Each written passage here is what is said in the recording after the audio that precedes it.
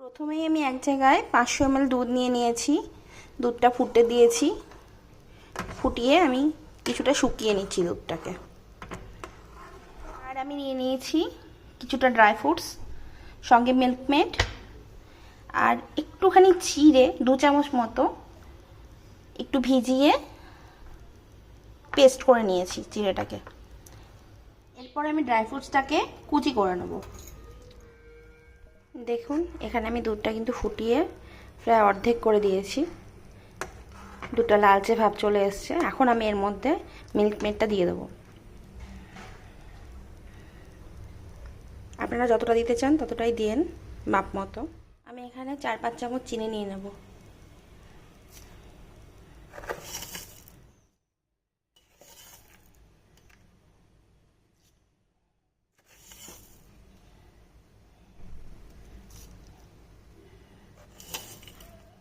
এটা ভালো করে মিলিয়ে নেব। আর একটু আমি দুধটাকে মেরে নেব।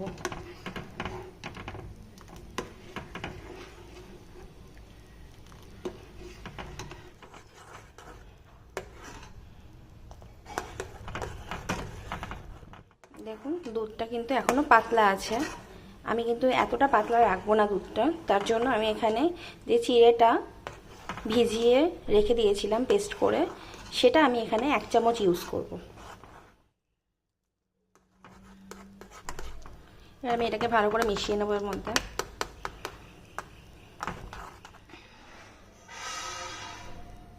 দেখুন ব্যাটারটা কিন্তু আমার মোটামুটি টাইট হয়ে এসছে, অনেকটা টাইট হয়ে গেছে। এরপরে আমি এর মধ্যে দিয়ে দেবো কিছুটা ভ্যানিলা এসেন্স।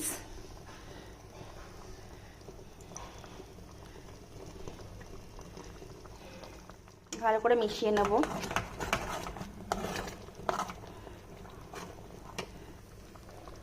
এরপরে আমি এর মধ্যে দিয়ে নেব কুচিয়ে রাখা ড্রাই ফ্রুটসটা।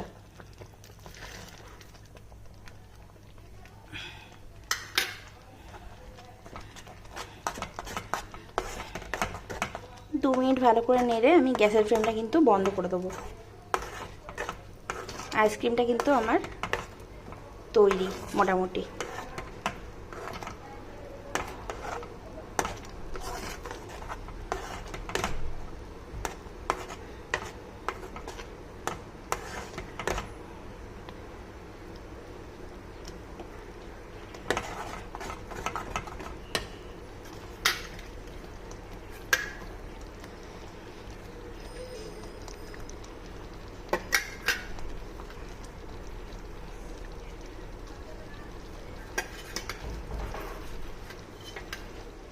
এখানে আমি একটা আমের পিউরি বানিয়ে নিয়েছি, আইসক্রিম কর্ন নিয়ে নিয়েছি, আমি ভালো করে ধুয়ে নিয়েছি এটাকে।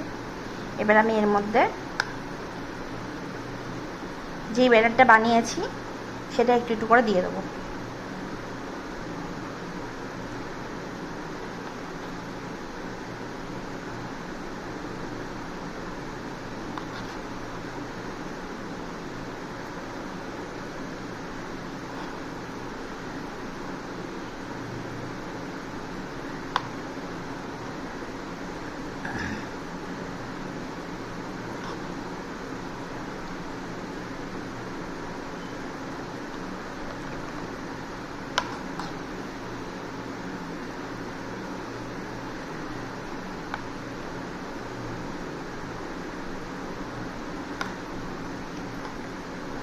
দেখুন আমি এইভাবে কিন্তু প্রত্যেকটা নিয়ে নিয়েছি।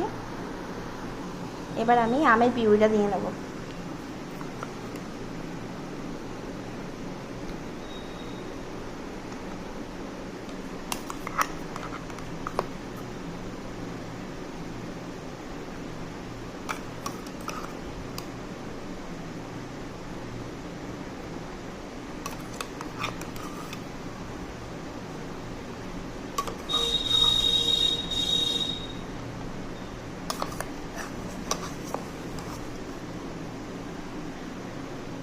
এই আমের পিউরির উপরে আমি আবার দুধের ব্যাটারটাকে রিফিল করব।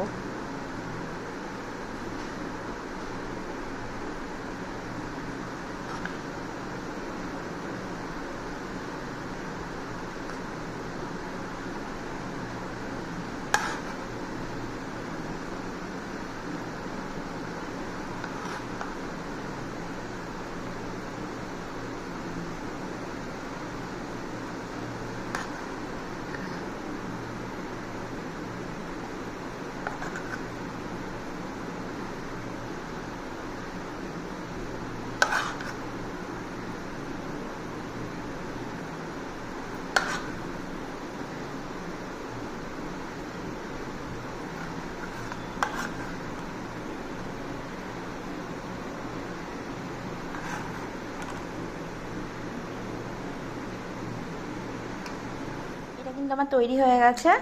এবার আমি এর মধ্যে কাঠিগুলোকে বসিয়ে দেবো।